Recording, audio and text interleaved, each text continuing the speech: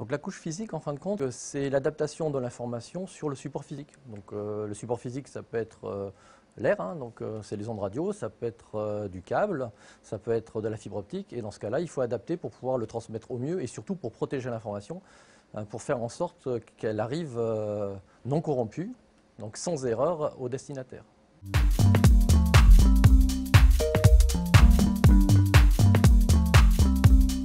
C'est très important parce que toutes les couches au niveau réseau de communication qui sont au-dessus nécessitent que les données qui sont transmises aux couches supérieures soient parfaites, sans erreur.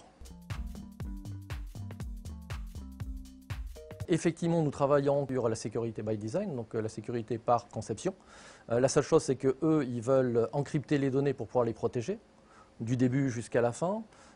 Mais en fin de compte, ça ne suffit pas, puisqu'effectivement, lors de la transmission, ils ont besoin que les données soient fiables, donc soient propres. Même si c'est les données cryptées, il faut qu'elles soient fiables.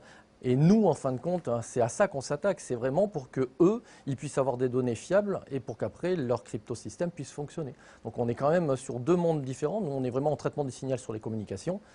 Et donc, en fin de compte, on fait en sorte que sur le support de transmission, on ne puisse pas corrompre les données pour qu'elles puissent être bien reçues. Nous, on est vraiment aussi au niveau de la transmission, au plus bas niveau, hein, c'est la couche 1 en fin de compte du modèle des réseaux. Et dans ce cas-là, en fin de compte, on veut fournir justement une information propre pour que la cryptographie puisse fonctionner. Voilà. Donc, une attaque potentielle est le brouillage de signaux. Donc on peut brouiller des objets connectés, on peut brouiller votre alarme à la maison ou votre porte de garage. Dans ce cas-là, ça consiste à émettre un signal soit plus fort, soit de même type, qui permet d'annuler votre signal de votre objet. Et dans ce cas-là, soit vous ne pouvez plus ouvrir votre porte, soit votre alarme en fin de compte est inactive, soit vos objets en fin de compte commencent à envoyer des données complètement incohérentes. Donc effectivement, elle a été créée fin 2018. Donc c'est une chaire académique qui avait vocation en fin de compte à pouvoir au bout de 4 ans proposer éventuellement un grand projet de type ERC européen, donc sur une innovation. Normalement, 4 thèses étaient prévues et nous avons effectivement ouvert 4 thèses de doctorat dans cette chaire, donc 2 en 2019, 2 maintenant en 2020 qui ont commencé juste en fin d'année dernière, qui sont entièrement financées ou cofinancées par la chaire.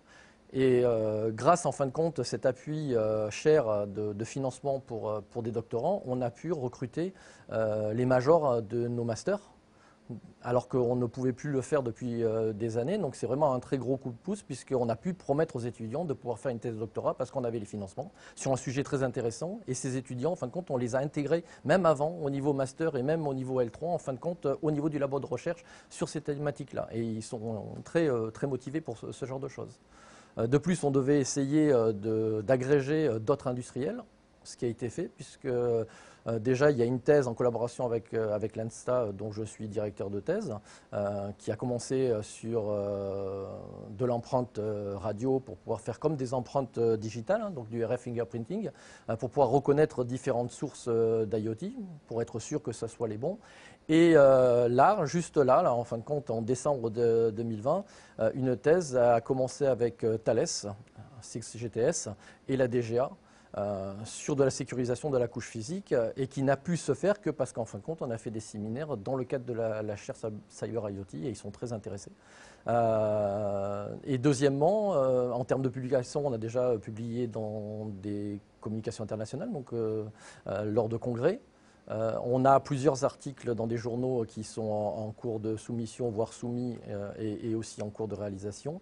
Et on a établi aussi des partenariats, et donc on a été invité au Vietnam, à Ho Chi Minh City, par nos partenaires vietnamiens, pour être responsable, donc chairman, d'une session spéciale sur la sécurité de la couche physique, donc dédiée, et c'était vraiment à leur demande. Donc c'est un grand honneur d'être allé là-bas pour pouvoir faire cette session. Donc au niveau des résultats, j'espère qu'on va avoir des bons résultats avec des bonnes performances et apporter notre graine à l'innovation et pouvoir déposer un ERC d'ici la fin de la chaire. Voilà.